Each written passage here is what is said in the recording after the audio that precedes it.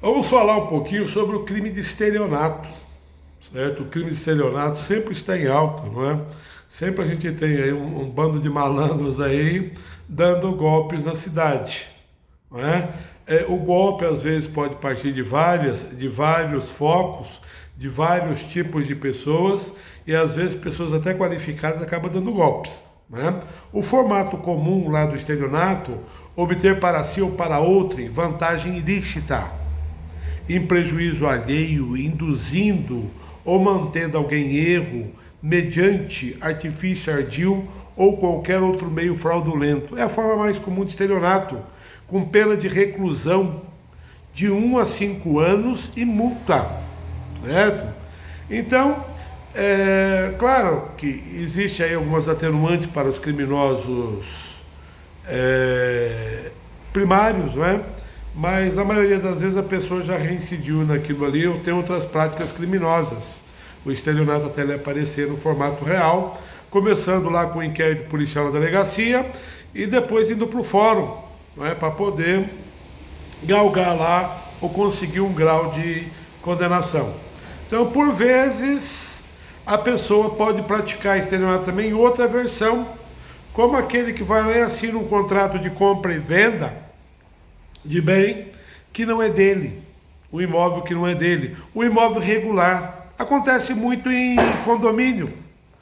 A pessoa vende o imóvel em condomínio regular e ao assinar o contrato coloca lá, enganando o comprador de que o imóvel encontra-se regular, coloca que o imóvel tem registro, que ele tem matrícula, que ele está desmembrado, que é de propriedade dele, que está individualizado.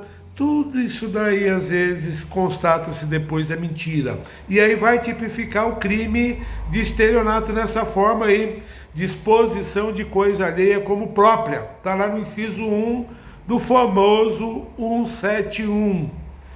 Disposição de coisa alheia como própria.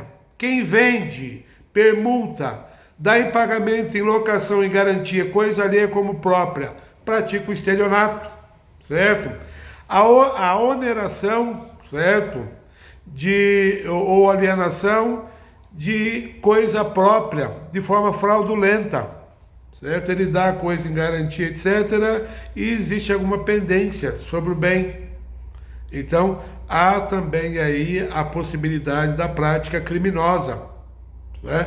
Que são as duas formas que a gente quer tratar nesse vídeo aqui, chamando a atenção que a venda de imóvel, quando se assina a promessa de compra e venda, deve ser bem avaliada. Se tiver corretor de imóveis ou corretora, tomar todo o cuidado com a documentação, acessar a documentação antes de colocar no contrato que está tudo em ordem.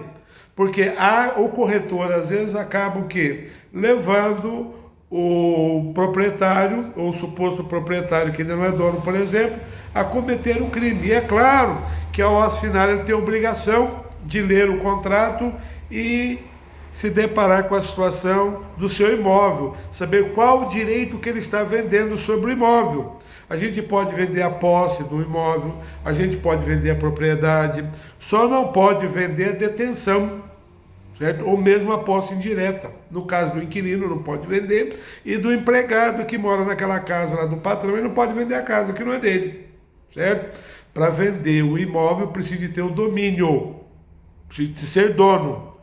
Pode vender o direito possessório, só que daí não passa pelo sistema de registros, certo? E não pode alegar que os documentos estão todos em ordem, para evitar a imposição dessa pena de reclusão de 1 a 5 anos e multa, tá?